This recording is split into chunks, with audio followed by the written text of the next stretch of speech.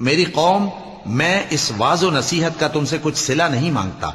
میرا صلہ تو اس کے ذمے ہے جس نے مجھے پیدا کیا، بھلا تم سمجھتے کیوں نہیں؟ اور اے قوم، اپنے پروردگار سے بخشش مانگو، پھر اس کے آگے توبہ کرو، وہ تم پر آسمان سے موسلا دھار بارش برسائے گا اور تمہاری طاقت پر طاقت بڑھائے گا، اور دیکھو گناہگار بن کر روگردانی نہ کرو۔ وہ بولے، ہود، تم ہمارے پاس کوئی دلیل ظاہر نہیں لائے، اور ہم صرف تمہارے کہنے سے نہ اپنے معبودوں کو چھوڑنے والے ہیں اور نہ تم پر ایمان لانے والے ہیں۔ ہم تو یہ سمجھتے ہیں کہ ہمارے کسی معبود نے تمہیں تکلیف پہنچا کر دیوانہ کر دیا ہے۔ انہوں نے کہا کہ میں اللہ کو گواہ کرتا ہوں اور تم بھی گواہ رہو کہ جن کو تم اللہ کا شریک بناتے ہو میں ان سے بیزار ہوں، یعنی جن کی اللہ کے سوا عبادت کرتے ہو، تو تم سب مل کر میرے بارے میں جو تدبیر کرنی چاہو کر لو اور مجھے مہلت نہ دو۔